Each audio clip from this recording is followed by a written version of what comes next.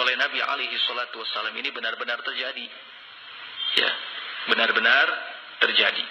Muncul para pendusta Dajjal yang mengklaim sebagai utusan Allah, mengaku sebagai nabi. Yang paling pertamanya adalah Musailamah al-Kadzdzab muncul. Musailamah al-Kadzdzab mengaku sebagai nabi. Ya. Di masa sahabat, di kota Yamamah muncul Musailamah al-Kadzdzab. Yamamah ini di negeri Najd. Ya. Mengaku sebagai nabi. Tapi kemudian dibunuh oleh sahabat Abu Bakar As-Siddiq radhiyallahu taala. Setelah kemunculan Musailamah al-Kadzdzab, muncul lagi seseorang di negeri Yaman, Al-Aswad al-Ansi. Aswad al-Ansi di negeri Yaman, sama mengaku sebagai nabi. Ya. Mengklaim sebagai utusan Allah, hingga akhirnya kaum muslimin yang ada di sekitarnya kemudian berhasil membunuhnya. Kenapa? Karena membuat resah saat itu. Membuat resah kaum muslimin. Alhamdulillah kemudian dibunuh. Selesai fitnah Al-Aswad Al-Ansi. Di negeri kita juga banyak yang mengaku seperti itu. Ya. Ini juga tidak lepas dari apa yang telah dikabarkan oleh Nabi alaihi salatu wassalam, akan muncul para dajjal, para pendusta yang jumlahnya mendekati 30 orang. Semuanya mengklaim sebagai utusan Allah. Dan kata para ulama, jumlah 30 itu bukan batasan. Artinya bisa saja melebihi itu. Bisa saja melebihi itu, bisa sampai 40, bisa saja sampai 50, bahkan lebih. Kita mungkin pernah dengar ada Lia Edan. Ya, pernah. Ya kan? Mengaku sebagai orang yang mendapatkan apa? Wahyu. Subhanallah. Mengaku mendapatkan wahyu. Walhamdulillah kemudian ditangkap, dipenjarakan, ya kan? Karena memang meresahkan kaum muslimin. Kita juga mungkin pernah dengar Ahmad Musaddiq, sama di Jawa Barat, ya, mengaku, mengklaim sebagai nabi. La ilaha illallah. Kalau nggak salah Gafatar, ya.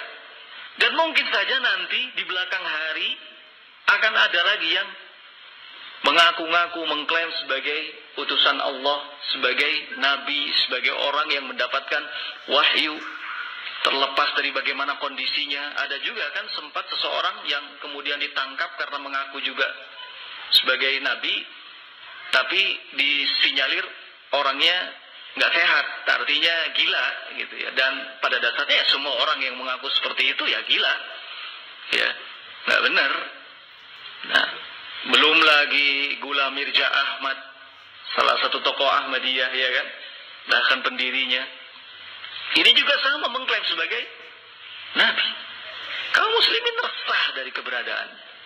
Fenomena-fenomena yang seperti itu adalah hal yang bagi kita kaum muslimin tidak terlalu aneh.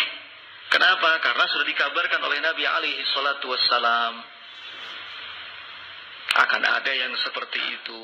Dan pelajarannya buat kita adalah bahwa ini pertanda kalau hari kiamat sudah dekat. Ya, hari kiamat sudah dekat. Kapan dekatnya? Tanggal berapa, tahun berapa? Wallahu a'lam, kita tidak tahu karena tidak pernah diberitahu tentang hal itu oleh Nabi alaihi salatu wassalam. Namun kembali kepada kaidah bahwa kullu ma huwa atin fahuwa qarib, segala sesuatu yang akan datang, akan terjadi, maka waktu kedatangannya dan waktu terjadinya sangatlah dekat.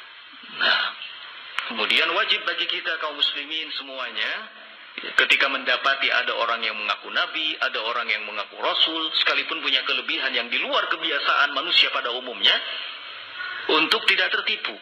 Ya, untuk tidak tertipu. Mungkin saja ada orang yang memiliki kelebihan, terjadi padanya sesuatu yang di luar kebiasaan, seperti mukjizat. Ya. Kita tidak perlu tertipu. Ya. Jangan sampai membenarkannya. Jangan sampai menjadi pengikutnya. Karena itu masuk dalam kategori al-kadzdzabun, para pendusta, dajjalun. Seperti yang telah dikabarkan oleh Nabi alaihi salatu wassalam. Berikutnya yang ketiga, ikhwan fillah rahimakumullah, Nabi alaihi salatu wasallam mengatakan bahwa tidak akan terjadi hari kiamat hatta yuqbawa al-ilmu, hingga ilmu dicabut. Ya, hingga ilmu dicabut.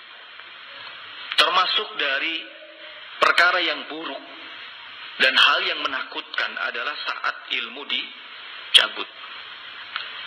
Apakah yang dimaksud dengan dicabutnya ilmu? Berarti kitab-kitab yang selama ini ada, beredar di tengah-tengah kaum muslimin, itu sirna, musnah, ya.